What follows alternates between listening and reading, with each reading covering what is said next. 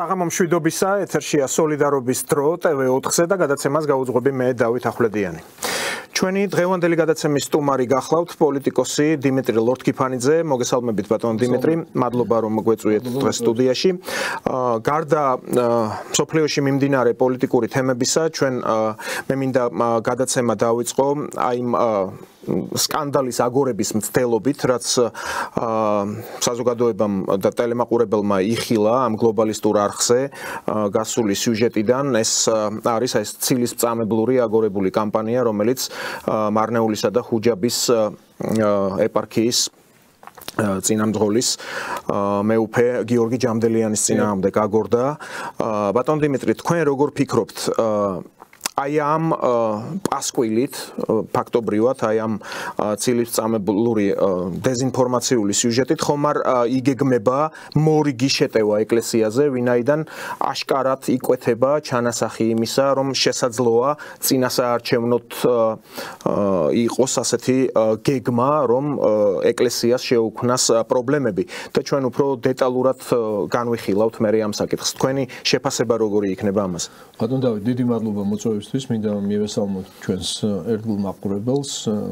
დიდი მადლობა თემას რომ შეეხეთ, იმიტომ რომ მეუფე გიორგი ჯამდელიანმა დიდი ხანია მოიპოვა ხალხის სიყვარული და პატივისცემა არა მხოლოდ მარნეულისა და ხუჯაბის ეპარქიაში, სადაც ის უკვე 10 წლის განმავლობაში ფაქტობრივად 10 წელი გავიდა, რაც გამორჩეული იქნა ეპისკოპოსად. მე გეტყვით ერთ ექსკლუზიურ ისტორიას, რომლის თქმის უფლებაც მაქვს გამომდინარე იქიდან, რომ ერთი-ორჯერ საჯარო თავშეყრის ადგილას მეუფის ნებართვით ეს მე ვთქვი. მე და მეუფე გიორგის გვაქვს დიდი ხნის ურთიერთობა, ჯერ კიდევ მონასტრის წინამძღვარი იყო იღუმენის ხარისხში, როდესაც ჩვენ მოგვიწია ხუჯაბის მონასტერში გადასვლა. მოგეხსენებათ, ეს არის არადემარკირებული და არადემილიტირებული ზონა, რომელიც დღემდე სადაო ტერიტორიად ითვლება, მაგრამ ჯერჯერობით კომისიის მუშაობის, ასე ვთქვათ, ინტენსივობიდან გამომდინარე არ არის გადაწყვეტილება მიღებული და მოგვიწია გადასვლა, მოკლედ, სოფელი ახკერპიდან, მარნეულის რაიონიდან ხუჯაბის მონასტერში. და მაშინ მეუფემ იმდროინდელმა მამა გიორგიმ ისურვა, რომ აქ მწირადაც კი დავრჩებოდიო. ისეთი მადლია, აქ და მართლა საოცარი მონასტერია, საოცარი მე-12 საუკუნის უნიკალური ძეგლია, რომელიც მოითხოვს, რა თქმა უნდა, საერთო საყოველთაო მხარდაჭერას და ამას რატომ უსვავ ხაზს, რომ აი ამ ოცნებიდან, ამ სურვილიდან, აი ამ აღთქმიდან, რომ წირადაც დავრჩებოდიო, დაახლოებით 2 კვირაში გამორჩეული იქნა ის უკვე ეპისკოპოსად და ჩაუდგა ერთ-ერთ ყველაზე ურთულეს რეგიონს და ეპარქიას და თავისი კვალი ნათელი დატოვა მთელი ამ მოღვაწეობის განმავლობაში.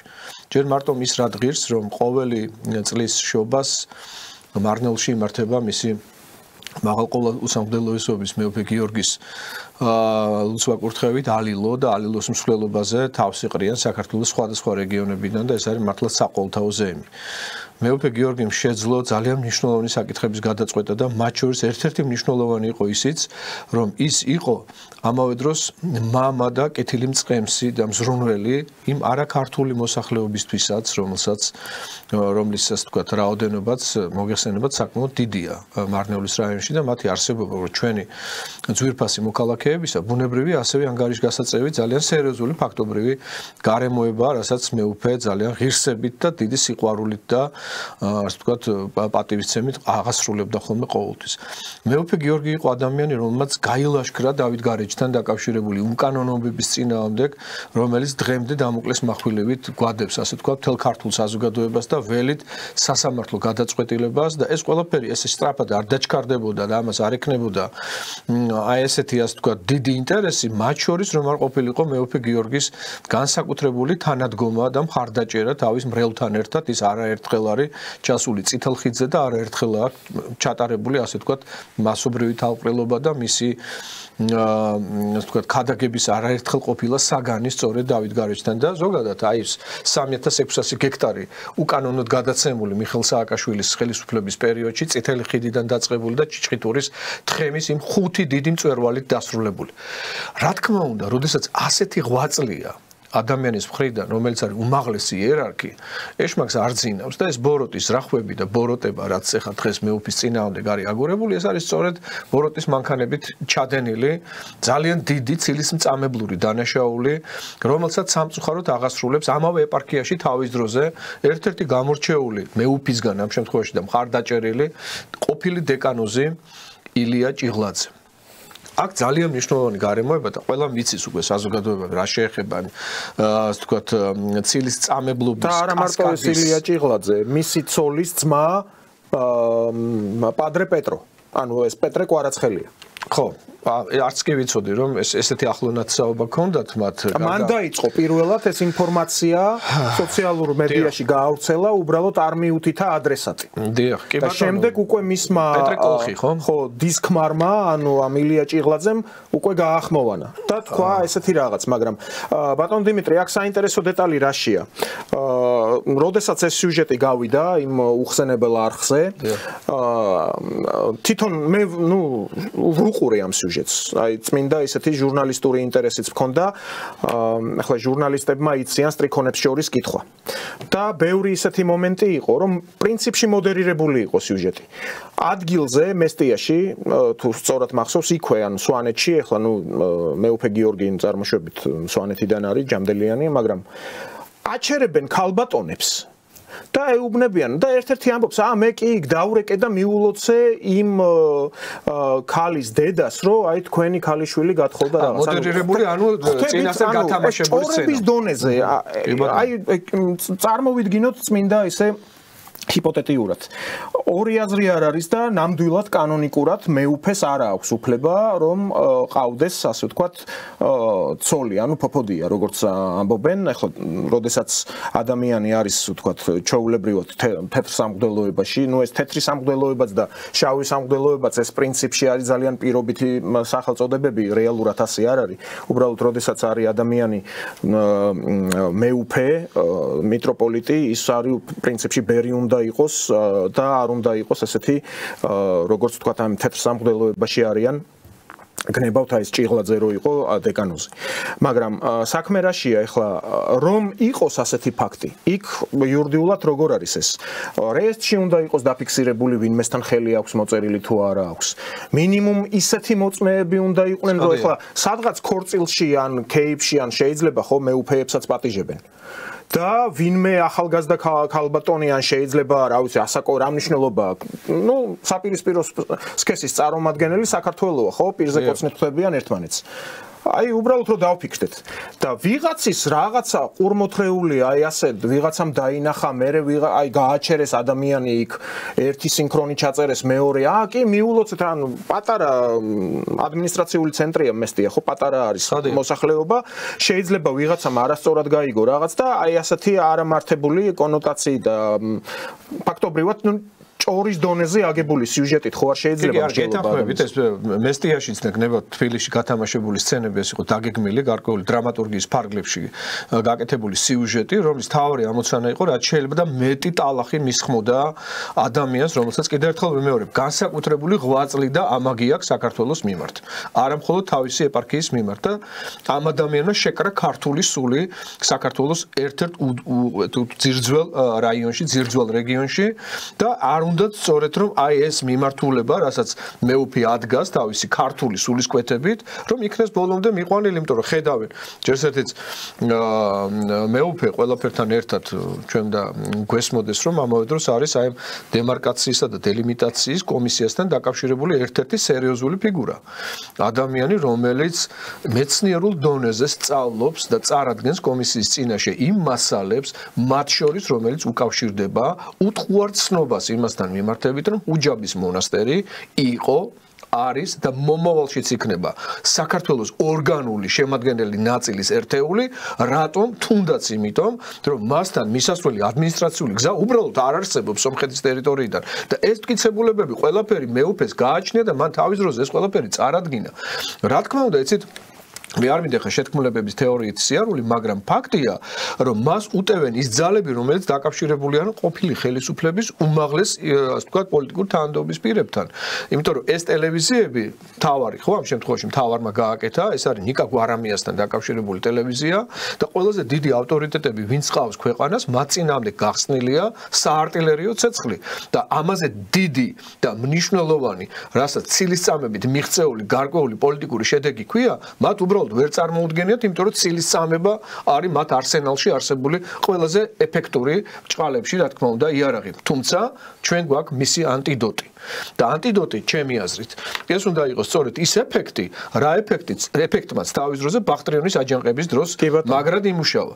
მე ახლა არ მინდა რაღაც პათეტიური განცხადებების კეთება, მაგრამ დადგა დრო, რომ თუნდაც მეუფე გიორგის გარშემო და მე ამ შემთხვევაში მხოლოდ პიროვნებას კი არ გულისხმობ მეუფე გიორგიში, არამედ გულისხმობ მის აღმატებულ ხარისხს ეპისკოპოსისა, იმიტომ რომ ეპისკოპოსი ნიშნავს თავად ეკლესიას.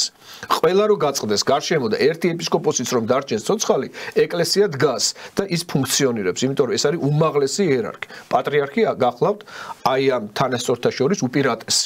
და ნებისმიერი ეპისკოპოსი ეს არის უკვე უმაღლესი იერარქი და ჩვენ გვმართებს, ჩვენ გძალგვიც და ჩვენ ვალდებული ვართ მეუფე გიორგის ღირსება დავიცვათ, იმიტომ რომ ეს არის ჩვენი ღირსება.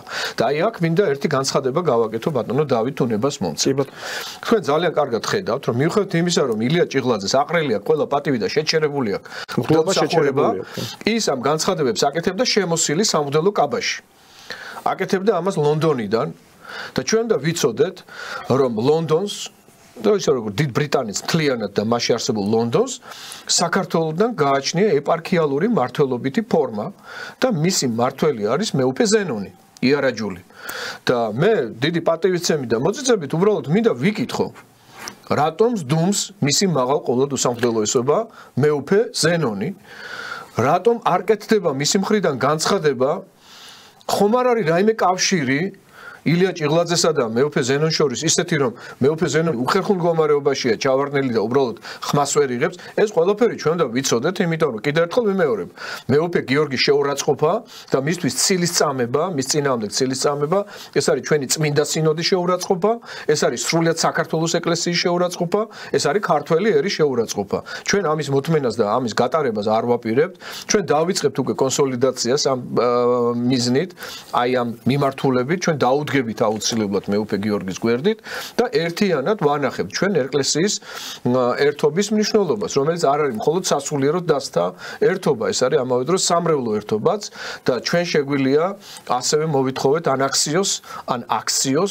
შესაბამისი პირის მიმართ და ამ შემთხვევაში მეუფე გიორგის მიმართ დაწყებული პროცესები იქნება კარგი ლაკმუსის ფურცელი და ინდიკატორი იმისა, თუ რასთან გვაქვს საქმე, რა ძალები უჭერენ მხარს ილია ჭიღლაძეს, აი ეს ვირთხები რო უჭერენ მხარს ამ TVM-დან, რა ქვია, მთავარიდან და TV პირველიდან. კონკრეტული ინტერესია, ხო, ეს მედია ჰიდრა, გასაგებია, მას დაკვეთა, მაგრამ დაკვეთის უკან დგას კონკრეტული გარკვეული კონიუნქტურა არის ჩამოყალიბებული, არა? და ვიცოდეთ, ამ კონიუნქტურაში გარკვეულ პოლიტიკური ძალებისა და მათი გეი პატრონებისა გლობალურ დასავლეთში აქ ვინგულ შემატკივრობს კიდე ამ პროცესებს, მათ შორის ხომ არ მოიძებნება მეხუთე კოლონის მსგავსი რაღაცა სასულიერო ფსევდო დასი, რომელსაც გააჩნია რაღაცა ამბიციები და ასეთი ძვირფასი მეუფეების გზიდან ჩამოშორება ერთ-ერთი მთავარი დაკვეთაა მათთვის, იმიტომ რომ სადაც პატრიარქის მიმართ და წინააღმდეგ ჩვენ მოვისმინეთ აღვირახსნილი ცილისწამებლური კამპანია, ერთ-ერთი მაღალი იერარქის, ყოფილი მაღალი იერარქის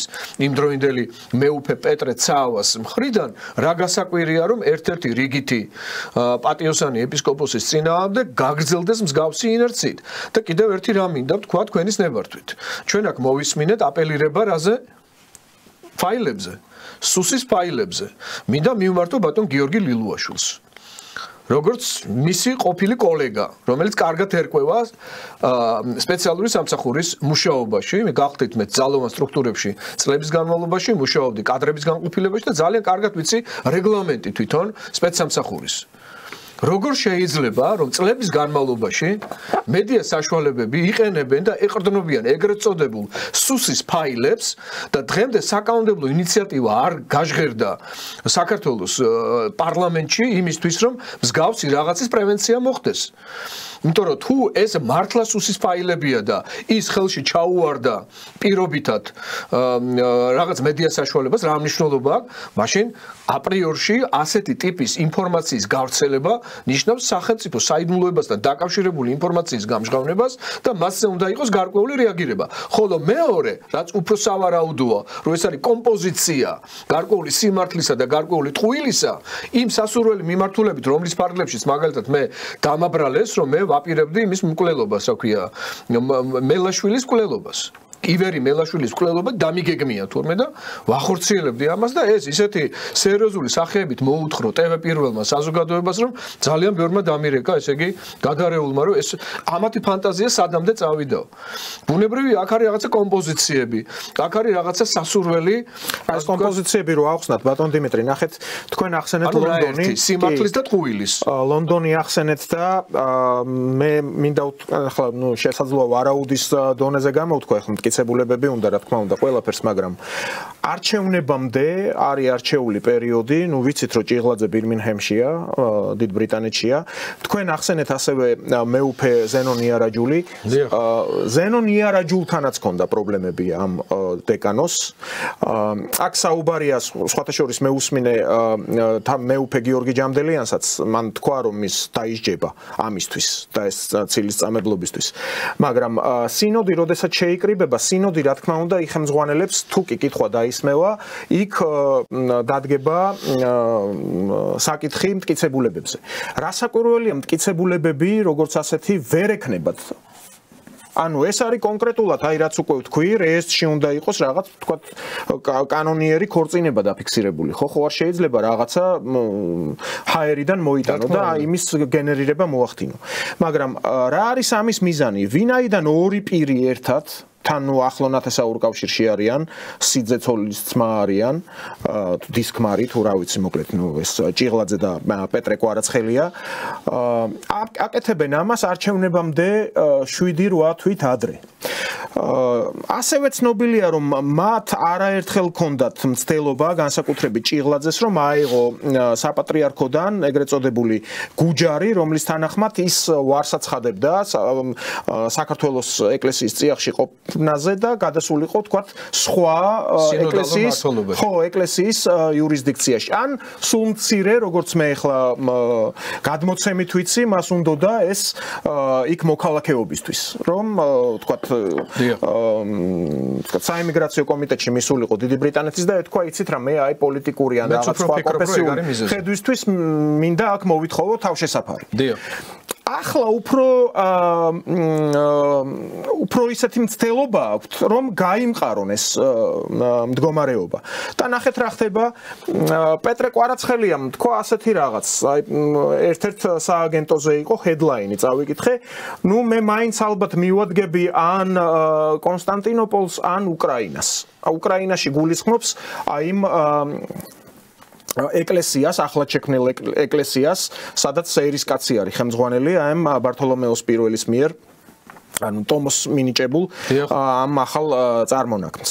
და ანუ შესაბამისად, როდესაც აქ უკვე თუ კი შედგა სინოდის ხდომა და მიიღეს მათი, ასე ვთქვათ, ჩამოსაშორებელი, ანუ ეს დასჯის მექანიზმი არსებობს ეკლესიაში და შეაჩერეს აბსოლუტურად, ნუ ახლა კი გლობაში შეჩერებულები არიან, მაგრამ განკვეთეს, მათ რჩებათ სააპელაციო უფლება, რომ მიმართონ კონსტანტინოპოლის საპატრიარქოს.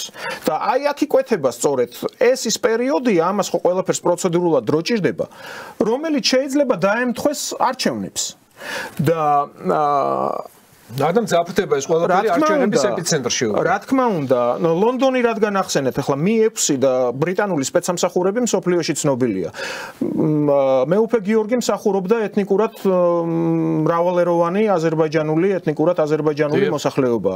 ახლა British Petroleum-ს და ლონდონს ძალიან დიდი ინტერესები აქვს ჩვენს სამხრეთელ მეზობელ აზერბაიჯანთან. აქ არ არის ძალიან მარტივი, რომ მხოლოდ აი ჭიღლაძემ სიზმარი ნახა და პეტრემ კვარაცხელიამ და მოინდომეს უბრალოდ ესეთი რაღაც გალაშქრება თავიანთ. ან აქ უფრო ღრმა მიზანშედეგობრიობა. რა თქმა უნდა, რასაკვირველია და მე პირადად მოველი თუ კი ეს აპელაცია იქნება სინოდის თუ კი საქართველოს სინოდი მათ განკვეთს, ისინი მიმართავენ და არ დამალა ამ კვარაცხელიამ რომ მიმართავს კონსტანტინოპოლს და აი სწორედ ამ მომენტისთვის NDI ეს არასამთავრობო ორგანიზაციები თქვენ ხო გახსოვთ ბატონო დიმიტრი რომ საქართველოს ეკლესიის რეიტინგი იყო ნომერ პირველი ყოველთვის ყველა კვლევებში. ბოლო კვლევებში, ბოლო 2 წლის განმავლობაში მან გადაინაცვლა მეორე ადგილას. პირველზე გავიდა ჯარი. და როდესაც აი წინათაც ახლა სკანდალები იყო ხო ამ საეკლესიო თემატიკაზე იყო ამ ზეწოლა ეკლესიაზე აი თუნდაც აი ეს ბოლო რაც მოხდა ცნობილია ეს მოვლენები ჩემ სოციალურ ქსელში ჩემი ვერსიაც გამოვხატე რომ საქართველოს ეკლესიის ავტორიტეტს კიდე გადაწევენ უკან მცდელობა ექნებათ ამით ამ საერთაშორისო ორგანიზაციებს ანუ ხელოვნურად მასებში საზოგადოებაში დაანერგავენ რომ საქართველოს ეკლესიას ავტორიტეტი უვარდება ეს მათი მიზანია ეს არის სწორედ შეტევა ეკლესიაზე სხვა კი არაფერი და ეს ხალხი ან სასარგებლო იდიოტები არიან ანუ მაგრამ აქ უფრო ვლინდება რომ ვერაგები არიან ანუ მავნებლები არიან ეს ხო манипуლირებადი რასაკვირველია რასაკვირველია შვედეთის სამეფო ისე უკვეთავს NDI უკვეთავს თარხნიშვილის ლევან თარხნიშვილის ცოლის ორგანიზაციას და ცოლის ორგანიზაცია როგორც ჩულერი სვავს კაზინოში კამათელს სასურველი ეს თქვა ციფრებით ისეთ მონაცემებს სვავს რა თქმა უნდა მათი მიზანი იყო რომ მუდმივად პირველ ადგილზე არსებული ეკლესიური საეკლესიო ინსტიტუცია ჩამოეციათ დაექვეითებინათ და მისი უწმინდესობის ავტორიტეტი რომელიც არის თანამედროვე მოსე შეიძლება ასე ითქვას რომელმაც 40 წელიწადზე მეტი 44 წელიწადი ატარა თავის ერი უდაბნოში ამ შემთხვევაში რა თქმა უნდა ამ ავტორიტეტის დაქცევა დანგრევა ჩამოშლა ეს არის მათი გეოპოლიტიკური ამოცანა თუ გნებავთ იმიტომ რომ პატრიარქი არ არის მარტო საქართველოსთვის ავტორიტეტი ის მთელი მართლმადიდებლური სამყაროს ერთ-ერთი მთავარი უხუცესია რომლის არსებობა და მადლმოსილება და რომლის ლოცვა ძალიან სერიოზული გამოწვევაა ბოროტი ძალებისთვის. აი ბოლო სკანდალში ამ ხატის თემას გულისხმობდი. ხო ნახეთ, ერთმა ავენტურისტმა ქალმა, იმ ერთი რო შეასხა ის საღებავი რა ამბავი გამოიწვია რა ბატონ დავით, მე მომეცით აი ეს მინდოდა დამესრულებინა რომ სწორედ აი ბატონ გიორგი ლილუაშვილს რატომ მიუმართა ვიცით რომ საჭიროა რომ საქართველოს აღმასრულებელმა ხელისუფლებამ საკანონმდებლო ხელისუფლებასთან ერთად მიიღოს შესაბამისი პაკეტი საკანონმდებლო ინიციატივისა, რომლითაც აიგრძალება ეგრეთ წოდებული სუსის ფაილებით манипуლირება, მისი გახმოვანება, მისი გაჟღერება, მით უფრო იმ პერიოდში, იმ პირობებში, როდესაც არ ეგზის არის უკვე დადასტურებული ის ფაქტი, რომ ასეთი манипуლირებით განსაკუთრებული ზიანი ადგება სახელმწიფოს. იმიტომ რომ თუ ვინმე მეტყვის საექსპერტო დონეზე, რომ მსგავსი ტიპის ინფორმაციები, რასაც ისინი აჟღერებენ, თავიდან ბოლომდე არის სიმართლე და ის არ არის манипуლირებადი, მაშინ კი ბატონო სხვანაირად ვიმსჯელოთ და ვთქვათ რომ მედიას გააჩნია უპირატესი უფლება ჩაერიოს ვთქვათ ისეთ საკითხებში რაც მას ხელთ ჩაუვარდა და რასაც უმალავენ საზოგადოებას მაგრამ აქ ხო ამასთან არ გვაქვს საქმე ამათ უდებთ წინასწარ ინსპირირებული და გარკვეული პოლიტიკური პროცესის შემადგენელი ნაწილიდან გამომდინარე ეს ინფორმაციები და სასურველი პირის მიმართ სასურველ დროს და ვითარებაში ახდენენ მის გაჟღერებას რატომ იმიტომ რომ ნებისმიერ ესეთი ეგრეთ წოდებული ფაილების არსებობის პირობებში ნებისმიერ ადამიანს შეუთხზავს სასურველ ლეგენდას და უბრალოდ გაასწორებ მის ავტორიტეტს მიწასთან. მე თქვენ დაგაბრალებთ რომ სპილო ხართ, ხოლო თქვენ უნდა დიდი ხანი ამტკიცოთ რომ არ ხართ სპილო. და ამასობაში შოუ დგება, ამასობაში სანახაობა დგება, ამასობაში მათი რეიტინგები იწევს და ყველა კმაყოფილია მათ მხარეს, ბუნებრივია, იმიტომ რომ მათ ხო სინდისი არ აქვთ. ისინი ხო აცრილნი არიან უბრალოდ ხო სიმართლეზე. მათთვის მთავარია მიაღწიონ შედეგს და მიზნის მიღწევის საშუალებად ისინი გამოიყენებენ ყველაფერს, მით უფრო 2006 წელს გაგახსენებთ მე თქვენ რომ გიგა ბოკერიას და ლევან რამიშვილის მიერ ინიცირებული კანონი საკანონმდებლო აქტი როგორც პროექტი იქნა გატანილი და მიღებული 133 მუხლის სისხლის სამართლის კოდექსი და სწორედ გიგა ბოკერიას და ლევან რამიშვილის ლობისტური საქმიანობის შედეგად იქნა ამოღებული, რომლითაც ესე იგი ცილისწამება დანაშაულის დაბრალებით აღარ არის ასე ვთქვათ სისხლის სამართლის კოდექსის შემადგენელი მატერიალური ნორმა, ვისაწყობდა რა თქმა უნდა ლიბერალურ გლობალურ დასავლეთს, იმიტომ რომ საქართველოში ნებისმიერი არასასურველი პირის მიმართ ცილისწამებლური პაკეტი და კამპანია ყოფილიყო უბრალოდ ნებისმიერ ნებისმიერ დროს გამოყენებადი და რო კითხეს რომ კი მაგრამ რატომ უნდა ამოვიღოთ ეს კანონი სისხლის სამართლის კოდექსიდან ეს ნორმა პასუხი იყო ასეთი იმიტომ რომ ჟურნალისტებს არ გაუჭირდეთ მუშაობა იმისთვის რომ ჟურნალისტები არ იყვნენ შეზღუდული სიტყვის გამოხატვის თავისუფლებაში იმისთვის რომ ამ კანონმა შემდგომში პრობლემები მათ არ შეუქმნას გესმით რა არგუმენტია და ამ არგუმენტს ჩვენ დღესაც უნდა ვისმენდეთ ასე ვთქვათ 2012 წლიდან დღემდე როდესაც შესაძლებელია ამ კანონის უკან დაბრუნება და ჩვენ უარს ვამბობთ ან ის რომ სამშობლოს ღალატია ამოღებული სისხლის სამართლის კოდექსიდან ზუსტად 1 წლით ადრე სანამ ტოტალური და საუკუნის ღალატს ჩაიდენდა მიხეილ სააკაშვილი გარეჯის თემაში და მე ამასთან დაკავშირებით მთელი გამოძიება მაქვს ასე ვთქვათ მიძღვნილი გაზეთ საერთო გაზეთშიც დაიბეჭდა ის და ინტერნეტშიც ხელმისაწვდომი არის სადაც მთელი ანატომია მაქვს მოთხრობილი ვინაიდან გახდით იმ დროს პარლამენტის წევრი და უშუალოდ ვიყავით ჩართული აი იმ პროცესებში როდესაც პირველად გადაიკეტა ჩიჩხიტურის თხემი აღდგომის ტაძრის მისასვლელი ბერთუბანი და ეს მღვიმეები კომპლექსი სადაც დღემდე არის ჩაკეტილი ჩვენთვის ქართველებისთვის იქ მისვლა ჩვენი მოქალაქეებისთვის არის შეზღუდული და როდემდე უნდა გაგრძელდეს ეს ბუნებრივია ყველანი ველით სასამართლო გადაწყვეტილება და ისიც გახსოვთ ალბათ ბატონ დიმიტრი ჯანდარას ტბაზე ნავში ისხდნენ სააკაშვილი და აზერბაიჯანის პრეზიდენტი და მაშინ გამოვიდა განცხადებით და თქვა რომ ისე გადაწყდება რომ პრინციპში ყველაფერი გააკეთა იმისთვის რომ ეს ჩიჩხიტურის კოშკი აღმოჩენილიყო მეზობელი სახელმწიფოს აზერბაიჯანის საზღვრებში მოქცეული და ეხლა ჩვენ კი თქვენ ახსენეთ სააკაშვილი მაგრამ ჩვენ ისიც გვახსოვს და ჩვენ სხვათა შორის საშუალებაც გვაქვს მე რეჟისორს მინდა ვთხოვ 2008 წლის ომის შემდეგ რა განცხადებებს აკეთებდა სააკაშვილი რუსეთთან დაკავშირებით ხო მაგრამ საზოგადოებრივი მეხსიერება რომ მოკლეა ჩემო ბატონო დავით სამწუხარო რეალობაა მე ვთხოვ რეჟისორს რომ გაუშვას ეს ჩანაწერი და ჩვენ უნდა გავაგრძელოთ ეს დიალოგი ჩვენ უნდა გავაგრძელოთ დიალოგი ეკლესიებს შორის და მე მივესალმები თუ შემდგომშიც ეს დიალოგი ძალიან ინტენსიურად გაგრძელდება ჩვენ მზად ვართ და ვამზადებთ ქართული კულტურის სეზონს პრეზიდენტის პატრონაჟით მოსკოვში და რუსეთის სხვა ქალაქებში იმისაც რომ შევახსენოთ რუსულ საზოგადოებას იმ დიდ კულტურულ კავშირებზე და იმ დიდ კულტურულ საგანძურზე რომელიც გააჩნია საქართველოს აი ეს არის ეწერა 2009 წელი ანუ აგვისტოს ომის შემდეგ ეს განცხადება გაკეთებული ეს განცხადება გაკეთებული არის ერთ თვეში ამერიკის შეერთებულ შტატებთან გაფორმებული სტრატეგიული ხელშეკრულების შემდგომ ამერიკის შეერთებულ შტატებსა და საქართველოს შორის სტრატეგიულ ქარტიას ხელი მოეწერა 2009 წლის 9 იანვარს სააკაშვილმა ჩათვალა რომ მთავარი მისი შესრულებული იყო რუსეთის აგრესორად გამოცხადების სტატუსი ეს იყო ძალიან მნიშვნელოვანი გლობალური დასავლეთისთვის და საქართველოს ამ შემთხვევაში როგორც ჭიაყელა წამოაცვეს ნემსკავს და გადაუგდეს ღლავს იმისთვის რომ ღლავი წამოგებოდა ამას და შესაბამისად საქართველოს ინტერესების მისი მოსახლეობის ხოცვა ჟლეტვის დევნილობის ყველანაირი სოციალური პირობის შევიწროების ფასად ეს გეოპოლიტიკური მიზანი მიღწეული ყოფილიყო და არ გეცნობათ ფაშინიანის ხელწერისა და ფაშინიანის ხელწერასთან სიახლოვისა და ნათესაობისა სააკაშვილისა სააკაშვილი და ფაშინიანი არიან ორივე სოროსის ასე ვთქვათ ინსპირაციის ქვეშ არსებული და გლობალური დასავლეთის ყურმოჭრილი მონები რომლებიც თავიანთი ერის ინტერესებიდან გამომდინარე კი არ მოქმედებენ რეალურად არამედ მოქმედებენ იმ დავალების შესაბამისად რა დავალებამაც უნდა უზრუნველყოს გარკვეული გეოპოლიტიკური თამაშები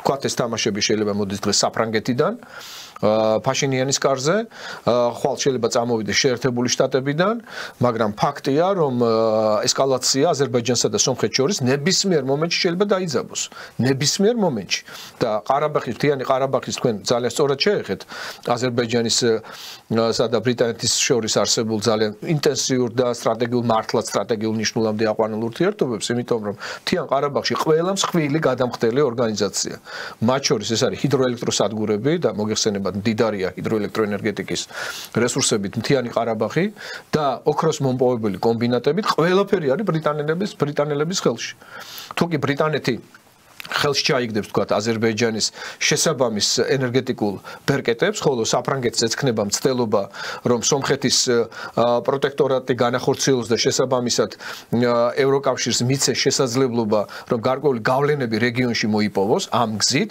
ამან შეიძლება ეს ყველაფერი შეიძლება დამთავრდეს სისხლის მღვრელი და ძალიან სერიოზული ომით, იმიტომ რომ იქ სადაც ბრიტანეთი ერევა, იქ ყოველთვის არის ადგილი აგრესიისა და შემდგომი საომარი მოქმედებებისთვის. ასე იყო ჩვენს უახლეს ისტორიული მეხსიერების ჭრილშიც რომ განვიხილოთ, ეს იყო 1918 წლის დეკემბერი, როდესაც დაშნაკ ცუცუნი სწორედ საქართველოსთან ომში, როდესაც ის დამარცხდა, მაგრამ სანამ დამარცხდებოდა, წაკეზებული იყო ბრიტანელების მხრიდან. ასე იყო იმ პერიოდში, ზუსტად მაგავე პერიოდში, როდესაც შეიქმნა სამხრეთ-დასავლეთი ისლამური რესპუბლიკა თურქეთის ტერიტორიაზე, რომელმაც სწორედ ბრიტანეთის ზეგავლენის შედეგად ხელში ჩაიგდო რუკაზე და თეორიულად თბილისის მაზრა და ერევნის მაზრა და ასე იყო მაშინაც, როდესაც ბრიტანელებმა 1920 წელს, როდესაც დატოვეს ბათუმის გარნიზონი და გაიქცნენ საქართველოსდან, ჩაძირეს შავ ზღვაში ერთი 10 გარნიზონი შეიარაღება არსენალი. მაშინ, როდესაც 1 წლის მერე საქართველოს ჰქონდა გარკვეული პრობლემები უკვე რუსეთის წითელ არმიასთან. ბუნებრივია კითხვა ისმის, ვის როგორ ესახება სტრატეგიული პარტნიორობა? რა არის საერთოდ სტრატეგიული პარტნიორობა? ამერიკის შეერთებულ შტატებთან დადებული ქარტია სტრატეგიული პარტნიორობა, რომლის დადებიდან ერთ თვეში სააკაშვილი უკვე განცხადებებს აკეთებს რუსეთთან დაახლოების აუცილებლობასა და კულტურული და ისტორიული კავშირების, ეს თქვათ, აღდგენასთან დაკავშირებით. რა თამაშია, რა ორმაგის სახეა, რა ორმაგის სტანდარტია, რატომ ხდება ასეთი რამ, რომ ჩვენ გვყავს სტრატეგიული პარტნიორი ამერიკის შეერთებული შტატების სახით, რომელსაც ერთი პირდაპირ ინვესტიცია არ აქვს გაკეთებული 1994 წლიდან. წესით ხომ უნდა ყოფილიყო სტრატეგიული პარტნიორობის შემდგომ ხელმოწერილი დოკუმენტის შემდგომ, თქვათ, გარკვეული ნაბიჯები გადადგმული ამ მიმართულებით, ხო? თუნდაც ვიზა ლიბერალიზაციის კუთხით, თუნდაც გამარტივებული სავიზო რეჟიმთან დაკავშირებით, თუნდაც ნიჭიერი და წარმატებული სტუდენტი ახალგაზრდობისთვის ხელშემწყობი ფაქტობრივი გარემოებების, თქვათ, აქტში გადმოტანასთან დაკავშირებით, ხო? ჩვენ ხო ვიცით, რომ ეს ასე არ არის. ჩვენ ხო ვიცით, რომ ამერიკის შეერთებული შტატებისთვის საქართველო განიხილებოდა არა როგორც სტრატეგიული პარტნიორი, როგორც ეროვნული სახელმწიფო, არამედ როგორც ტერიტორია, რომელიც მათ წარმოედგინათ იმ პოლიგონად, რომელზეც ნებისმიერ მომენტში უკრაინიზაციის მსგავსად და გნებავთ შუა აზიაში განვითარებული მოვლენების მსგავსად, ნებისმიერ დროს შეიძლება ყოფილიყო განხორციელებული ისეთი ტიპის ქმედებები, რომელიც ამას ან ჩვენ ტერიტორიას გადააქცევდა საომარ პოლიგონად. რა, შემთხვევითია ეს ფაქტი და მოდით ეს საექსპერტო დონეა უკვე რა, როცა ჩვენ კონკრეტულ მტკიცებულებებს ვეყრდნობით, არა? ერგნეთის ბაზრობა ყოველთვის შევახსენოთ საზოგადოებას. ბიზინა ივანიშვილის ერთ-ერთი მთავარი დაპირება 2012 წლის აგვისტოში გაკეთებული ეს იყო ერგნეთის ბაზრის აღდგენის პოლიტიკური, სოციალური და სამოქალაქო ინტეგრაციული მნიშვნელობა. მაშინ 50,000 კაცი ტაშს აკუხებდა ივანიშვილის გამოსვლას, იმიტომ რომ ეს იყო სწორი მესიჯი. ეს იყო აბსოლუტურად სწორად დანახული პრობლემა, რომელიც საჭიროებდა გამოსწორებას, რომ ერგნეთის ბაზარი უნდა აღმდგარიყო როგორც სამოქალაქო ინტეგრაციის, პოლიტიკური და სოციალური სტაბილურობის ერთ-ერთი მთავარი წყარო. მაგრამ რა თქვეს ამერიკელებმა? ამას თქვენ ვერ ეღირსებით, იმიტომ რომ ეს უკვე ჩვენს ინტერესებთან არის კავშირში. რა გინდა თქვენ რომ ოსები და ქართველები ერთმანეთში გადატვირთოთ, ერთმანეთს მოალაპარაკოთ, ერთმანეთს დაანათესაოთ, დაამოყროთ და ცხინვალი ჩვეულებრივი მისასვლელი ქალაქი გახადოთ დანარჩენი საქართველოსთვის და ამასობაში გადაიტვირთოთ რუსებთან? და ჩვენ ხო დიტერ ბოდენს გავაკეთებინეთ ადრე განცხადება, რომ ეს უნდა იყოს გაყინული კონფლიქტი. რას ნიშნავს გაყინული კონფლიქტის ტერმინის განმარტება? ეს არის სხვა შორის მართლაც დიტერ ბოდენის მიერ მოფიქრებული თავის დროზე. გაყინული არ ნიშნავს მოგვარებულს. გაყინული ნიშნავს კონფლიქტის შეჩერებას იმ სტადიაზე, რომელზეც ის არის და არ ითვალისწინებს მის დეესკალაციას. არ ითვალისწინებს მასზე მუშაობას. იმიტომ რომ გაყინული კონფლიქტის არსებობა თავად არის ინტერესში იმ ძალისა, რომელიც უკვეთავს, რომ კი არ მოგვარდეს, არამედ გაიყინოს კონფლიქტი. და ჩვენ ხედავთ, რომ ასეთი გაყინული კონფლიქტით 30 წელია უკვე ჩვენ გვაქვს პრობლემები. და საქართველოს ტერიტორიული მთლიანობის აღდგენა ეს მართლაც არის უმთავრესი პირობა ყველა თავმოყარე მთავრობისა და ხელისუფლებისა. შემთხვევითი არ არის, რომ ქართული ოცნებაც ეხა აი ახალი პრემიერის პირობებში, ბატონ ირაკლი კობახიძის პირობებში, თავარ ლაიტმოტივად, თავარ ხაზგასმად აკეთებს იმას, რომ საქართველოს ტერიტორიული მთლიანობის აღდგენა არის მთავარი მათი ამოცანა.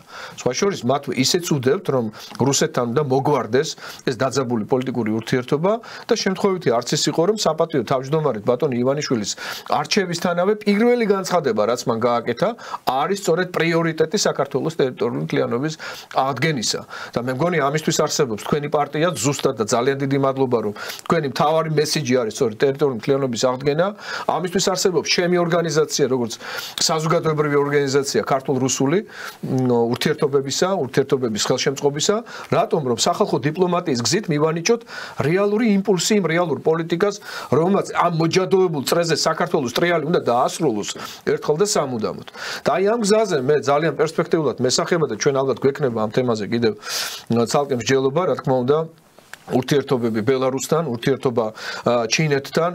ჩინეთი ამასთანავე ვისმენდი თქვენ სტუდიაში ერთ-ერთი აღარ მახსოვს ვინ იყო თქვენი სტუმარი და ამბობდა რომ ჩინეთთანო სტრატეგიული ურთიერთთანამშრომლობა ეს არის რაღაც პირობით შესაძლებლობებთან დაკავშირებული ეს მხოლოდ ვაჭრობაზე და ეკონომიკაზე მიბმული ურთიერთობებია. მე არ დავითანხმებოდი მაშინ თქვენ სტუმარს რატომ იმიტომ რომ ჩინეთმა უკვე დაადასტურა რომ ის აპირებს ძალიან სერიოზულად მოეკიდოს სტრატეგიულ ნიშნულზე აყვანილ ახალ ურთიერთობებს საქართველოსთან. ნუ ვიზო რეჟიმი განსხვავებით ამერიკის შეერთებული შტატებისგან, რომელმაც ჩვენი წარმატებული სტუდენტებისთვისაც კი არ გაიმეტა ვიზა ლიბერალიზაცია, ან თუნდაც გამარტივებული სავიზო რეჟიმი და სტრატეგიული პარტნიორი ქვია, არ დაგავიწყდეთ. ჩინეთში ერთი რეისი ვერ დანიშნეს. ჩინეთმა დაასრულა ჩვენთან სავიზო ურთიერთობა.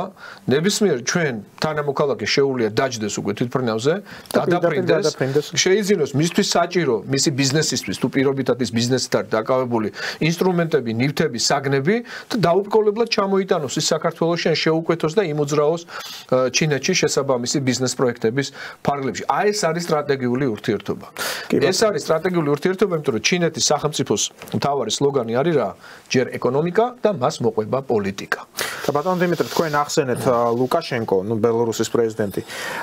მან ესეთი ინტერვიუ მისცა ჟურნალისტებს ადგილზე იქ არჩევნების შემდეგ და სხვადასხვა თემებზე კითხეს გეოპოლიტიკურ საკითხებზე, უკრაინაზეც, სომხეთზეც, იქ ჩვენ ნახეთ რომ სომხეთის პრემიერ-მინისტრმა გაყინა ურთიერთობა ოდეკაბესთან და ის სხვათა შორის შეეხო საქართველოსაც და ამბობს ასეთ რაღაცას, რომ მადლობა ღმერთს საქართველო ნორმალურ ურთიერთობებს სამყარებს რუსეთთან და ასევე ჩვენთანო ბელორუსთან და ამერიკელებმა უკვე დაივიწყეს საქართველო ამბობს.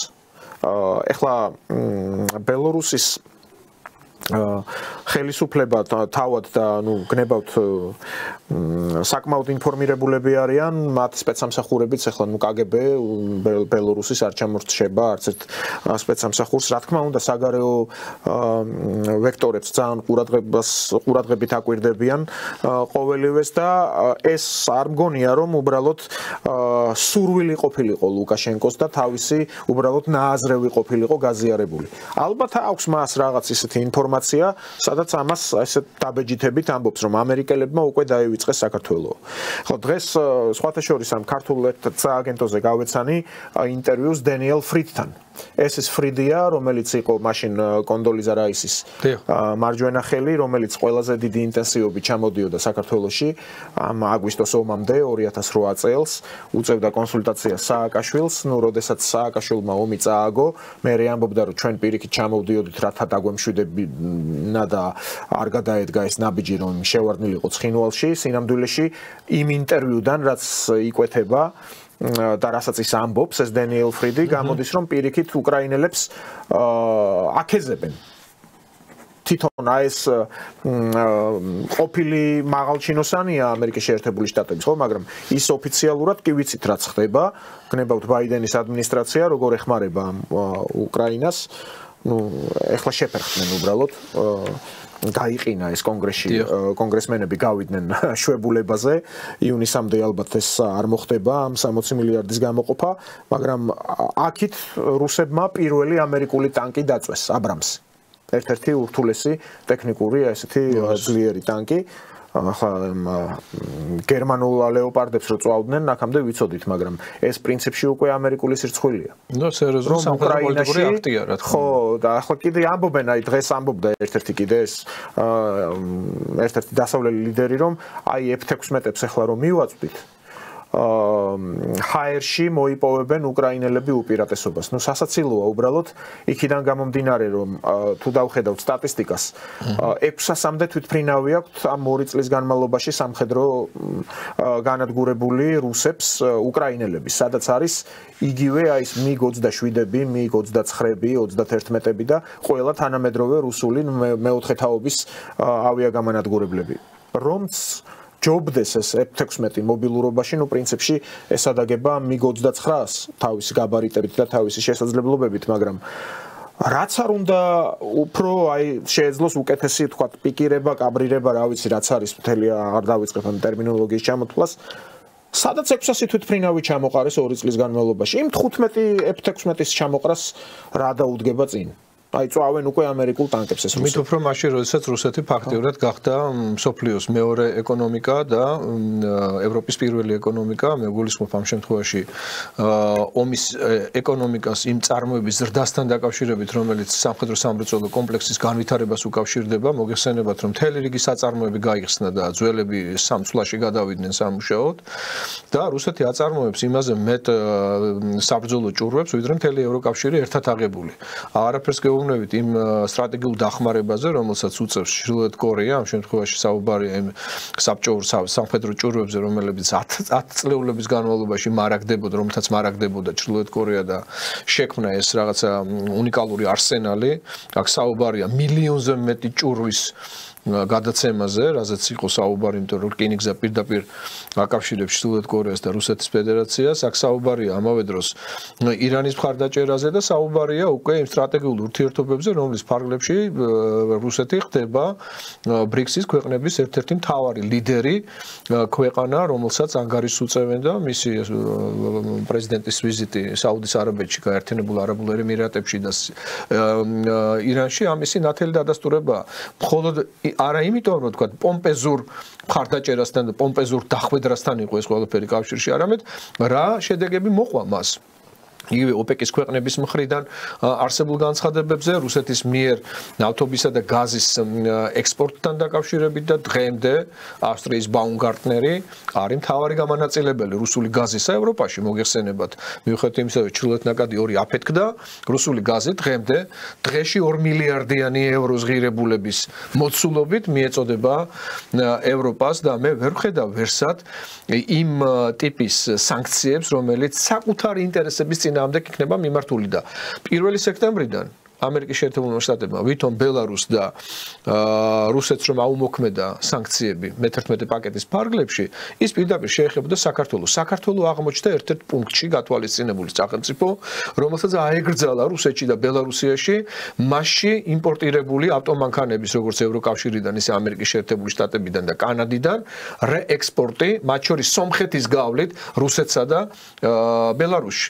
ახლა მითხარით რა, 170 მილიონიანი რუსეთი და ბელარუსი.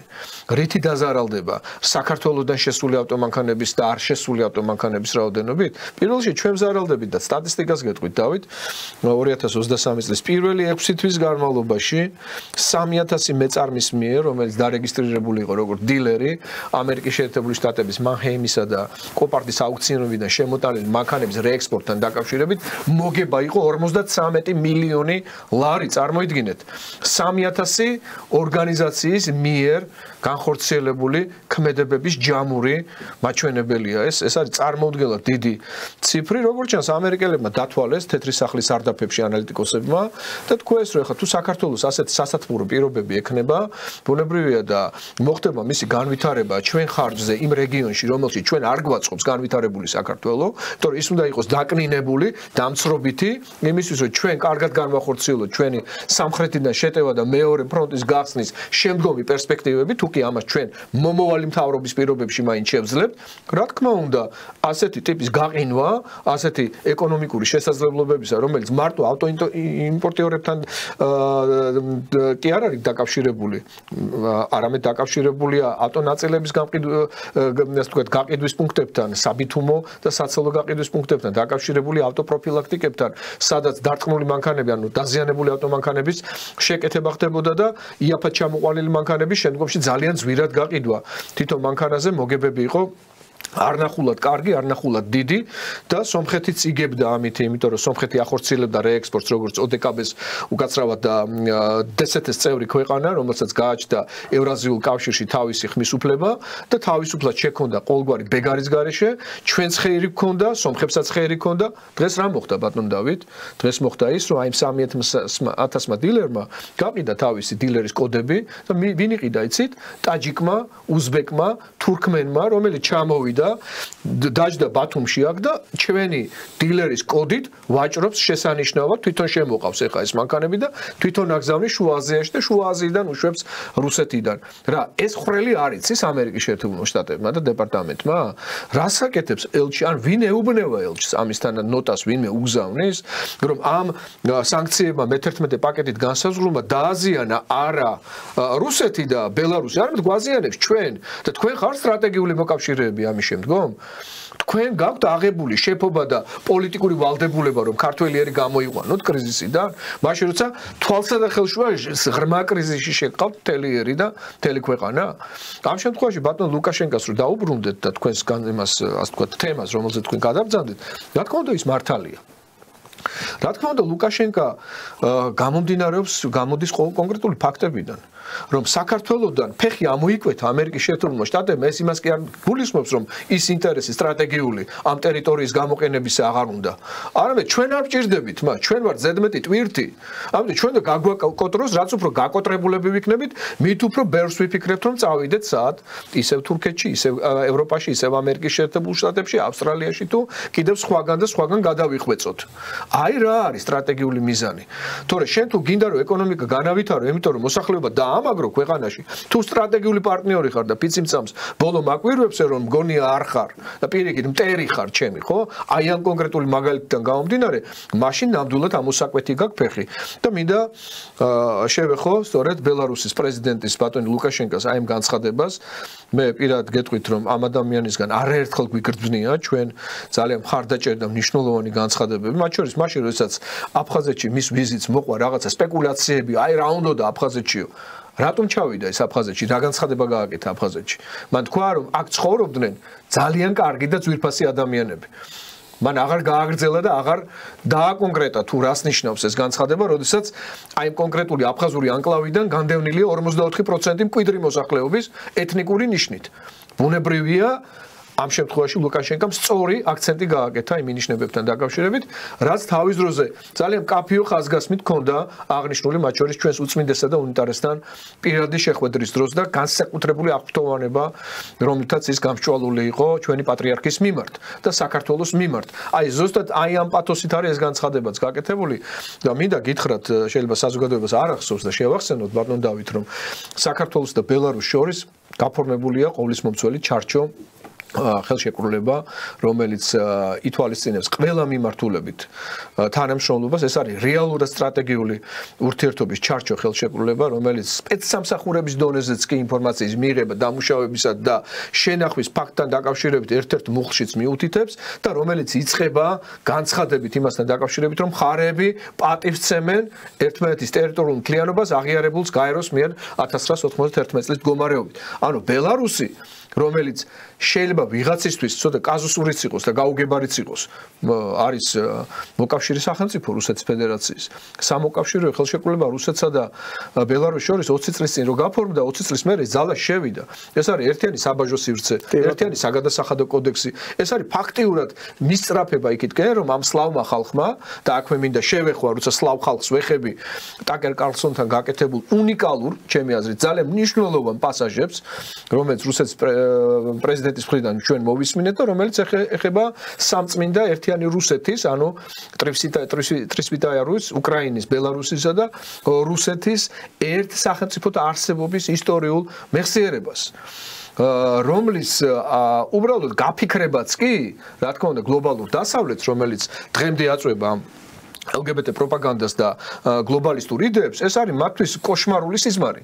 ეს რომ მოხდეს, გაგახსენებთ, რომ არაერთი ამერიკელი ექსპერტი დღეს აცხადებს, რომ ყველაზე მძიმე სურათ შეიძლება შეიქმნას მაშინ, როდესაც თუ კი მოხდება ისეთი პირობა, რომ რუსული და უკრაინული არმია გაერთიანდება და მას იქნება ერთი სამიზნე ევროპა.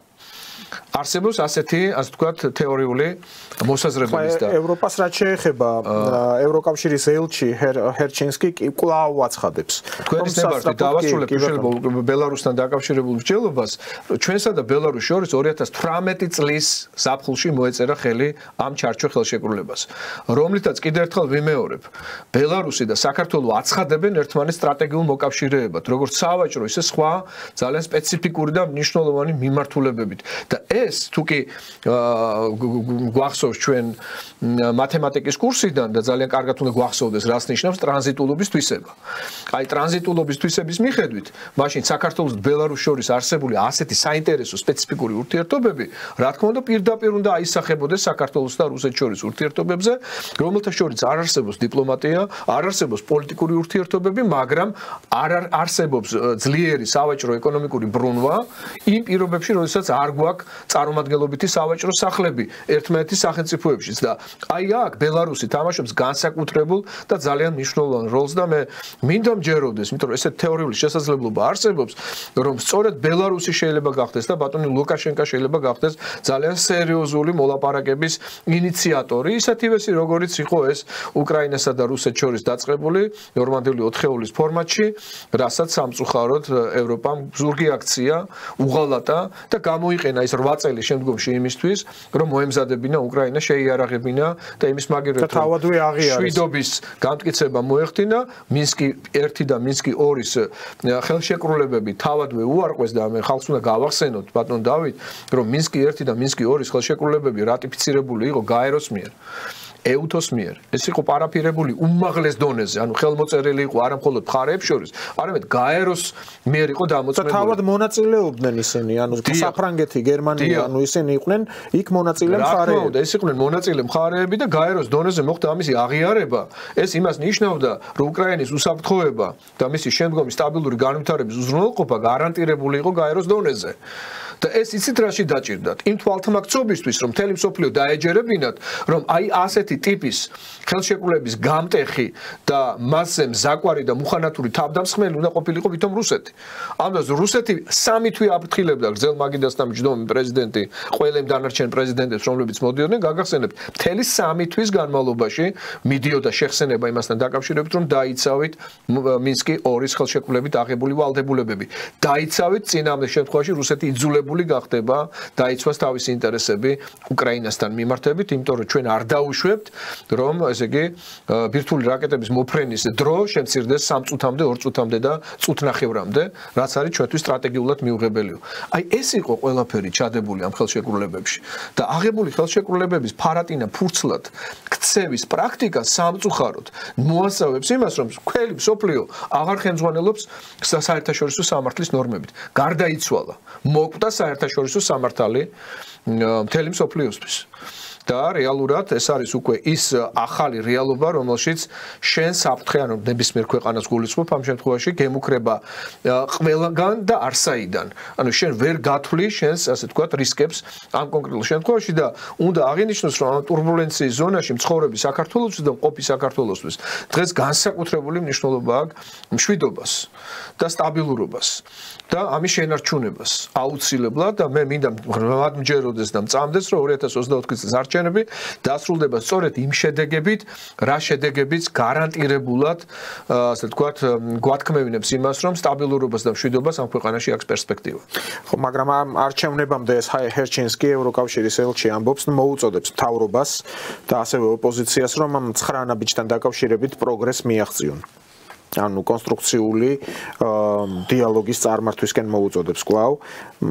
ნუ აქ ხომ ის არ არის მხოლოდ რომ თქვათ არის პოლარიზაცია, აქ არის ამ 9 პუნქტში ჩადებული, სწორედ რაც თქვენ ახსენეთ, თუნდაც ეს LGBT თემატიკა უბრალოდ არის შენიღბული, შელამაზებული, მოწყვლად ჯგუფებად არის მოხსენიებული, რომ არ იყოს ამ ხელა აჟიოტაჟი, რომ რაღაც კონკრეტულ მომენტში შეძლონ და გადალახონ.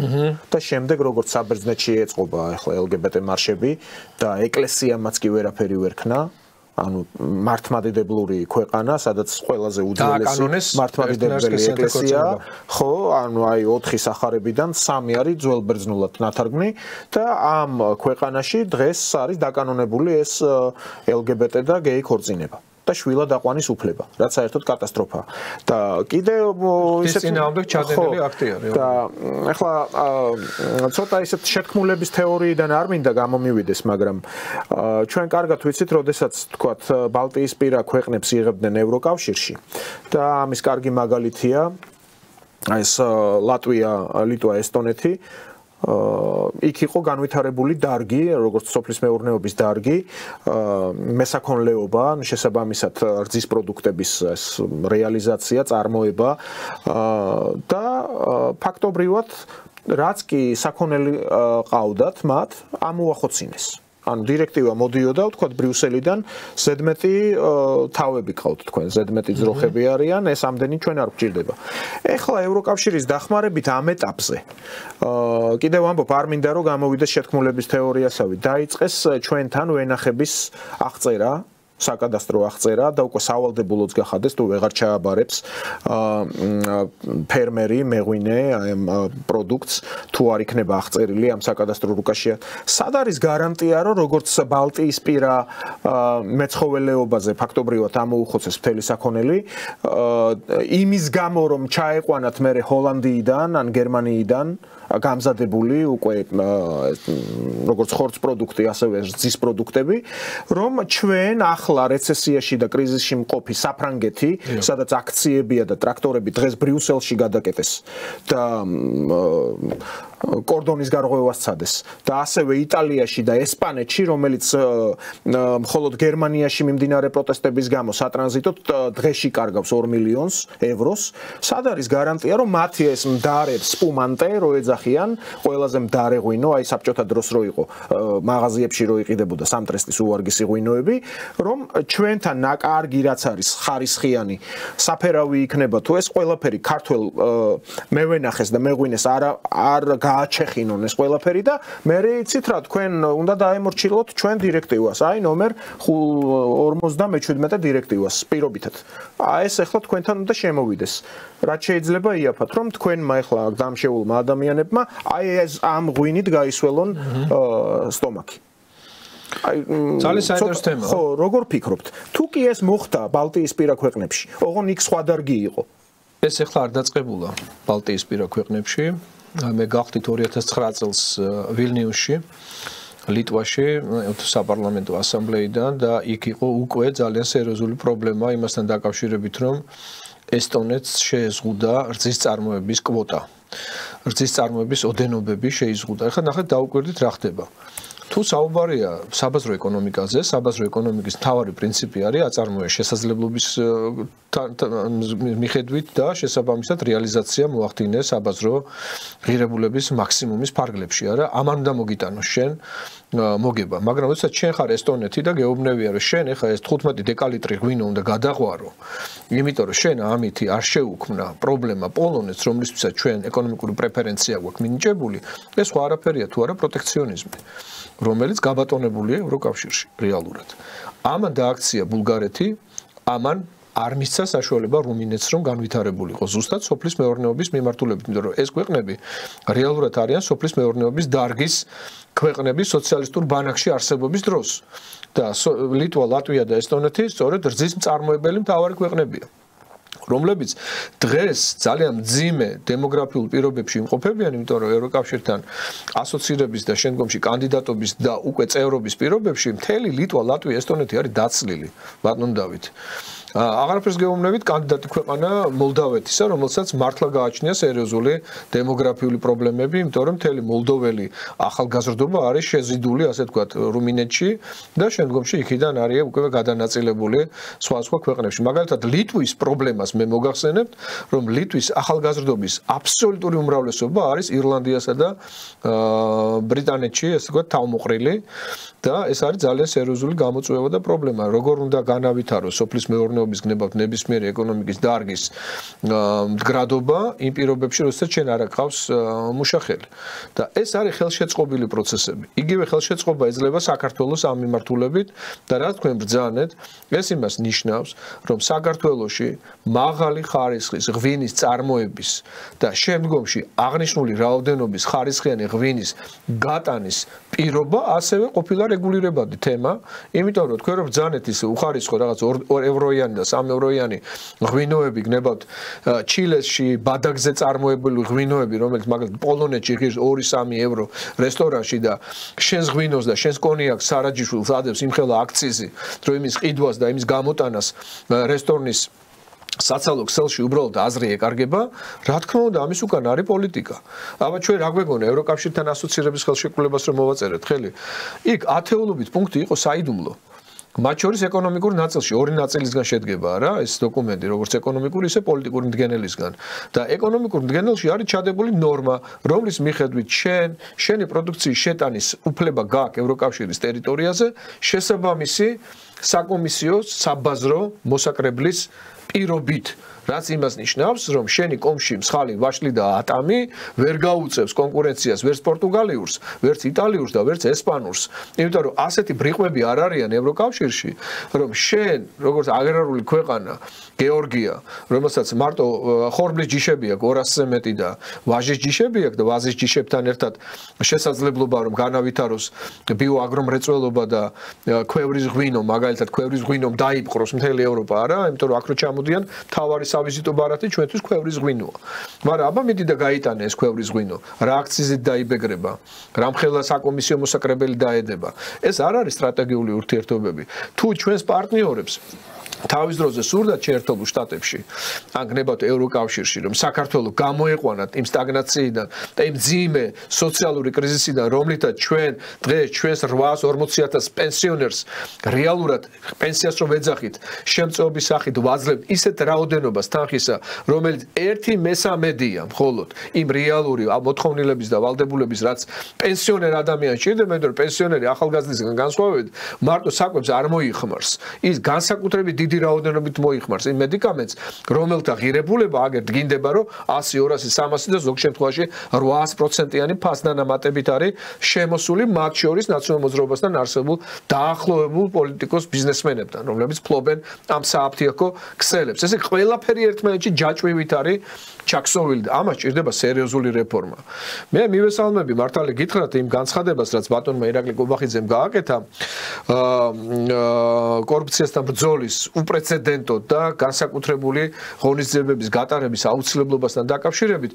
თუმცა ვფიქრობ, რომ დრო გადის და ეს დრო არ მუშაობს ამ შემთხვევაში პრემიერის სასარგებლოდ, იმიტომ რომ კორუფციასთან ბრძოლა სჭირდება განსაკუთრებული შემართება, განსაკუთრებული, ასე ვთქვათ, თადარიგის დაჭერა და არჩევნებამდე ძალიან ცოტაა დარჩენილი და მხოლოდ ისეთი განწყობა არ უნდა შეიქმნას ბუნებრივია საზოგადოებაში, რომ რაღაცა კეთდება საარჩევნო პროცესის მოსაგებად და საარჩევნო პროცესში გულის მოგების, ასე ვთქვათ, განსახორციელებლად. ეს უნდა იყოს რეალური, აი ესეთი ჩვენ რო სტრატეგიული ურთიერთობით ვამაყობთ ჩინელებთან, ჩინელებისთვის საჯარო მომსახურის მიერ ჩადენილი ხაზინის ქურდობის ფაქტი ითვლება ყველაზე მძიმე დანაშაულად. კაცის ყველაზე მძიმე დანაშაულად, იმიტომ რომ შენ თუ აფათურებ ხელს ხაზინაში, შენი განაჩენი არის სიკვდილით დასჯა.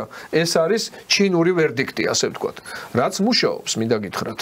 მუშაობს და ძალიან ეფექტურადაც მუშაობს და ჩვენთან სამწუხაროდ ხაზინის ქურდობის საკითხი არის ერთგვარი, როგორ გითხრათ, უკვე ინერცია, რომელსაც მოყვება ყველა ხელისუფლება, ყველა სახელისუფლებო მონსტრი და ეს შეიგრძნობა, იმიტომ რომ ჩვენი GDP ამ შემთხვევაში $8,000 სრულად საკმარის უნდა იყოს იმისთვის, რომ 82 წლის პენსიონერს, რომელიც მარტოხელა ქალია, ან მარტოხელა მამაკაცია, არ კონდეს შიში იმისა, რომ ის შეიძლება უჭმელობით ან მედიკამენტის გარეშე, ასე ვთქვათ, დაზიანდეს და მიიღოს გამოუსწორებელი ზიანი ჯანმრთელობასთან დაკავშირებით. ჩვენ ვართ სოციალური სახელმწიფო, ასევე გვიწერია ჩვენს კონსტიტუციაში და სოციალური სახელმწიფოს პრინციპი პირველ რიგში ნიშნავს ყველაზე მოწყვლადი ჯგუფებზე ზრუნვას. ეს არის პენსიონერთა შემადგენლობა, რა თქმა უნდა, ესენი არიან პედაგოგები და ეს არის ჯარი. ჯარი არის მართლაც მთავარი პრიორიტეტი ამ შემთხვევაში. მე არ მინდა NDI-ს და იმის დასკვნებიდან გამოვიტანო ეს შესაბამისი, ასე ვთქვათ, ჩემი დასკვნა, მაგრამ ფაქტია, რომ ჯარს დღეს ჭირდება გაძლიერება. ჯარი, რომელსაც სააკაშვილის დროს $1 200 მილიონი ქონდა დაფინანსება და რომლის პირობებშიც წაგებული ომის მინისტრი კეზერაშვილი მილიარდერი გახდა, აი სწორედ ამ თანხების ოფშორებში გაზიდვისა და მე მისი ჩასხმის შედეგად კონკრეტულ ბიზნესებში, აი ჯარი არის განსაკუთრებული ზრუნვის საგანი. და საერთოდ გამოყოფთ, ეს არის სოციალური პოლიტიკა, ეს არის განათლების სფერო, რა თქმა უნდა, სოციალურ პოლიტიკაში ამ შემთხვევაში კიდევ ერთხელ ვიმეორებ, ყველაზე მოწყვლადი ჯგუფები იგულისხმებიან, იმიტომ რომ ჩვენ თუ დემოგრაფიულ პოლიტიკასთან დაკავშირებით არ ვთქვით ერთი-ორი სიტყვა, უბრალოდ რა იქნება ჩვენი ფასი, მე გულისხმობ ამ შემთხვევაში პოლიტიკურ პროცესში, იმიტომ რომ ყველაზე დიდი პრობლემა ჩვენ გვაქვს იმასთან დაკავშირებით, რომ მრავალშვილიანი ოჯახი მხოლოდ იმ შემთხვევაში არის ბენეფიციარი სახელმწიფოსი, თუ კი მის ითვლება სიღატაკის ზღვარს ქვემოთ ყოფად.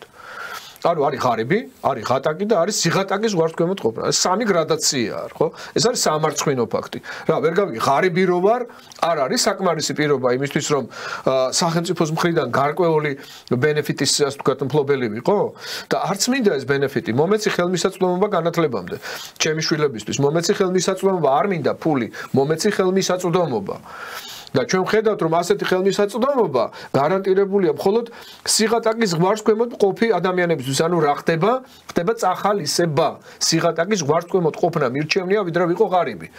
ანუ არჩევანი მაქვს სიღარიბიდან ამოვიდე და გავხდე შეძლებული ჩემი შრომით, ცოდნით თუ რაღაცა პრაქტიკებით, ან მეორე ჩავიქნიო ხელი, გადავიდე სიღატაკის ზღვარს ქვემოთ ყოფთა რეესტრში და მივიღო რაღაცა ყოველთვიური და ასე მიგვაჩვიეს ჩვენ ჯერ კიდევ შევარდნაძის ეპოქიდან მოყოლებული და ამ მიმართულებით რეალური ნაბიჯების გადადგმა ჩემი აზრით უნდა იყოს უმთავრესი პოლიტიკური პრიორიტეტი და იმედია თუ კი რეალური კონსერვატულ ძალთა ერთობა ან რაღაცა კონსერვატულ ძალთა დომინაცია ქართულ პოლიტიკაში იქნება საგრძნობი პირველ რიგში სწორედ ამ საკითხს მიეხედება, იმიტომ რომ მრავალშვილიანობა ეს არ არის უბრალოდ ოჯახისთვის ფუფუნება ყავდეს ბევრი შვილი მეტი შემოსავლისთვის. ეს არის სახელმწიფოსთვის ძალიან სერიოზული გამოწვევა, იმიტომ რომ სახელმწიფო თუ ინვესტიციას ოჯახში არდებს, ასეთი ოჯახისგან ვერ მიიღებს უკუგებას.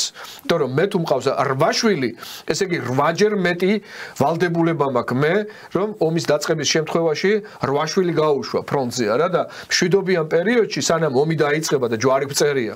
ზოგადად ვამბობ მე ამ შემთხვევაში და მაგალითი მომყავს ფორმალურად ამ შემთხვევაში მშვიდობიან დროს მე უნდა მქონდეს გარანტია სახელმწიფოს მხრიდან ხელმისაწვდომობებისა მთელი რიგი მიმართულებით. ეს უნდა იყოს განათლება, განგრძობადი განათლება, სპორტი, მეცნიერებისკენ სწრაფი შემთხვევაში გარკვეული ხელშეწყობა, აგრარული ფერმერული ბლოკის შექმნის შემთხვევაში ასევე გარკვეული ხელშეწყობა დამიმსახელეთ, აბა ერთი ორგანიზაცია მაინც რომელმაც სახელმწიფო ორგანიზაცია ან სახელმწიფო სტრუქტურა, რომელმაც მრავალშვილიანი ოჯახისთვის შექმნა პირობა იმისა, რომ ის გამხდარიყო ფერმერი სოფლად. ხო, ნუ ეპიზოდური იყო, თან ისიც არასახელმწიფო. მე გეტყვით, არასახელმწიფო ეს კერძო პირის მიერ დაფინანსებული ილია ძოწენიძემ დააფინანსა 2019 წელს 9 შვილიანი ოჯახი ხელვაჩაურში, ბუტკარაძეების ოჯახი. იმ პირობებით რომ 9 შვილი იყო გაშვილებული სოციალური სიდუხჭირიდან გამომდინარე 9 შვილი ყავდა გაყვანილი გახარიას პრემიერობის დროს და დედა თავს იხშობდა ჭოროხში. და აი ამ კაცმა შექმნა მოდელი და უთხრა სახელმწიფოს, მოდი მომბაძეთ სახელმწიფო მე. იმიტომ რომ $45,000 ვდებ, ლარს უკაცრავად ვდებ, შეუძინა ტრაქტორები, შეუძინა მიწისნაკვეთი, შეუძინა სასუქები, შეუძინა სოფტექნიკა, ყველაფრით კეთილმოუწყო სახლი, სოციალური სახლებიდან დააბრუნა ეს 9 შვილი და შექმნა უნიკალური განვითარების მოდელი. ეკონომიკური განვითარების და დღეს ეს 9 შვილიანი ოჯახი ერთ-ერთი წარმატებულია თავის რაიონში, როგორც მე მაქვს ინფორმაცია და ბედნიერი და ესეთი იდილიური გარემოს უფებს ამ ოჯახში დღეს. ანუ თურმე შესაძლებელი ყოფილა რა. და თუ ერთ კაც შეუძლია რომ ასეთი მოდელი შექმნას. სახელმწიფომ რატო არ უნდა იზრუნოს თავის სოციალურ ვალდებულებებზე? მაშინ ამოიღოს კონსტიტუციიდან რომ ვართ სოციალური სახელმწიფო. ბატონ დიმიტრი, ჩვენ დაახლოებით 7 წუთი გვაქვს დარჩენილი. დღეს მამუკა მდინარაძე გამოეხმაურა ნინო ლომჯარიას, ყოფილი სახალხო დამცველის განცხადებას, რომ თუ კი ვერ მოხერხდა არჩევნებამდე გაერთიანება იმ პარტიების, ოპოზიციური პარტიების, რომლებიც, თქვათ, ცდილობენ და სურთ პარლამენტში მოხვდნენ, მათ არ აქვთ 5%-იანი ზღვარის ღურბლის გადალახვის შესაძლებლობა. ნუ პრინციპში, როგორც დინარაძე ამბობს, აღიარება მოუწიაო ლომჯარიას ამისიო, გარდა ნაცმოძრაობის. ნუ ნაცმოძრაობა ვიცით, რომ სექტასავითა მუდმივად ვერ გადალახავენო?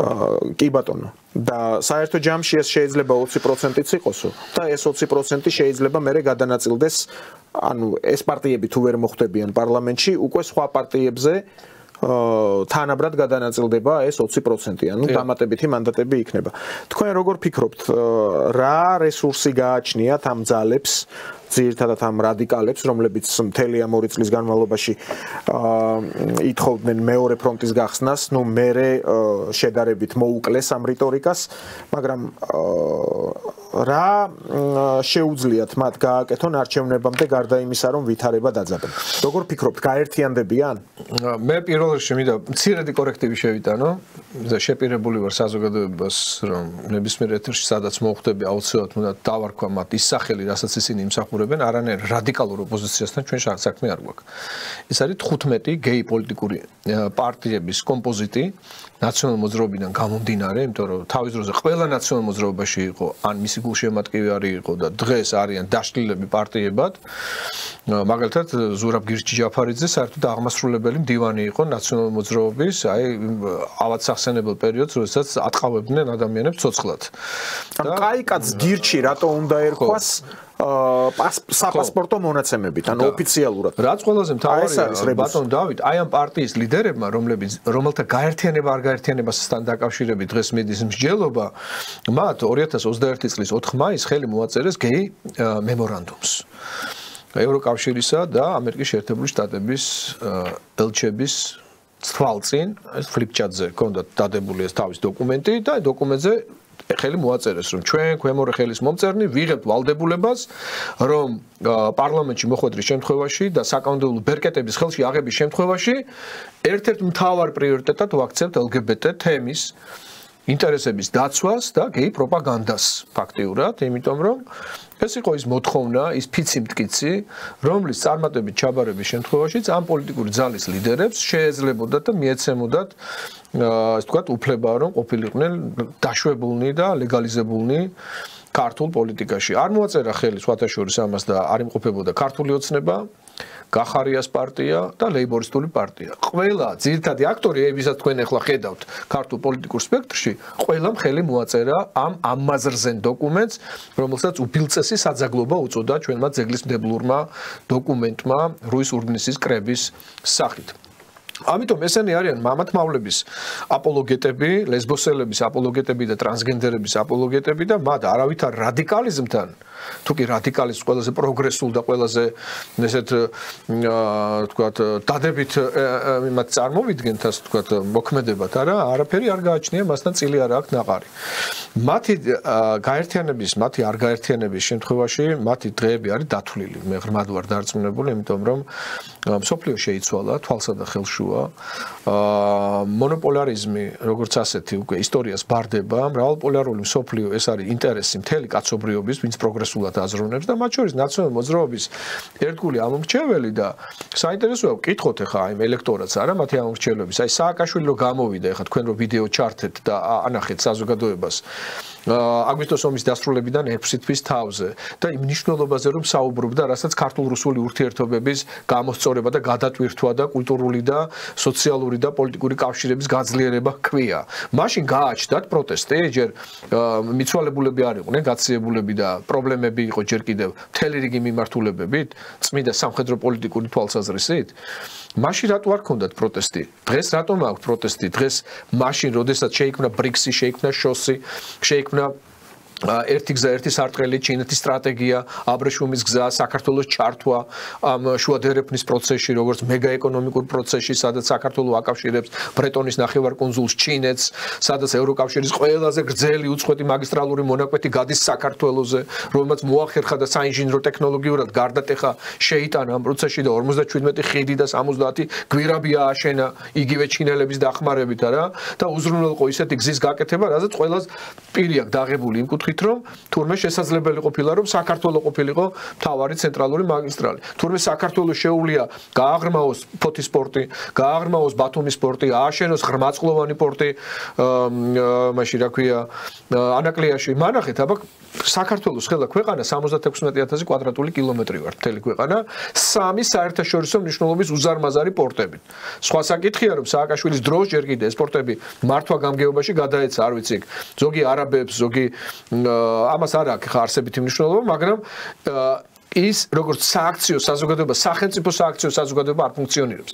და სხვა შორის ღარიბაშვილის მიერ გამოითქვა ძალიან პროგრესული აზრი იმასთან დაკავშირებით, რომ ანაკლია უნდა გახდეს პირველი მოდელი იმისა, რომ 51% საკონტროლო აქციებისა უნდა იყოს საქართველოს სახელმწიფოს ხელში, ეს უნდა იყოს სახელმწიფო სააქციო საზოგადოება და ეს უნდა იყოს გარანტი იმ ინვესტიციების მოზიდვისა, რომელიც დანარჩენ 59%-თან დაკავშირებით ქვეყნის განვითარების გარანტი გახდება. ასევე უნდა იყოს ჩადებული ეს ჰესებთან დაკავშირებით, იმიტომ რომ ჰიდროელექტროენერგეტიკის რესურსებით საქართველოს ერთ-ერთი ყველაზე მდიდარია და მინდა გითხრათ, რომ 23000 მდინარე, რომელიც საქართველოსია, ეს არის ორჯერ მეტი ერთად აღებული, ვიდრე სომხეთსა და აზერბაიჯანს გააჩნია და ბუნებრივია მდიდარი ჰიდრორესურსებით მდიდარი ქვეყნის პოტენციალი ვიღაცა ენკას კი არ უნდა ეკუთვნოდეს თურქეთში, რომელიც აქ კორუფციულად ყიდულობს უფლებებს და ორხუსისა და ნებისმიერი სხვა გარემოსდაცვითი კონვენციების გვერდისავლით მდინარის კალაპოტს ყიდულობს. ეს ნონსენსია. რომ მდინარე რიონის კალაპოტი აღმოჩნდა ამ ორგანიზაციის ხელში, კიდე კაი მოხდა დენონსაცია მთელი რიგი მიმართულებებით. არამედ ეს უნდა იყოს სახელმწიფოს მთავარი მაკონტროლებელი ეკონომიკური პაკეტის ქვეშ მოქცეული აქტივები, როგორც ჩვენი მომავალი თაობის. აი ამ შემთხვევაში დემოგრაფიასაც მიეხედება, იმიტომ რომ ჯერ არ დაბადებულ ბავშვს და ყოველ დაბადებულ ბავშვზე შეიძლება რომ გაკეთდეს საბანკო შენატანები და ბავშვებს უკვე დასაწყისიდანვე ქვეყნის ენერგეტიკული და წიაღისეული სიკეთეებიდან გამომდინარე გაუჩნდეთ პირველი შემოსავლები. ყველაფერს უნდა მონდომება ბატონ დავით და დავასრულე. და ისეთივე დამოკიდებულება რა დამოკიდებულება ჩვენ გვაქვს ჩვენი ოჯახის წევრების მიმართ. აი როგორც ჩვენი შვილები გვიყვარს, ისე უნდა უყვარდეთ პოლიტიკოსებს თავისი ქვეყანა, თავისი ხალხი და მაშინ ქვეყანასაც ეშველება და მომავალ თაობებსაც ექნებათ პერსპექტივა განვითარების და ხალხს გაუჩნდება სურვილი უკან დაბრუნების ქვეყანაში. დიდი მადლობა ბატონ დიმიტრი გადაცემაში სტუმრობისთვის. მაყურებელს შევახსენებ, დიმიტრი ლორთქიფანიძე პოლიტიკოსი იყო ჩვენი გადაცემის სტუმარი. ჩვენ შევხვდებით ხვალ ნახვამდის.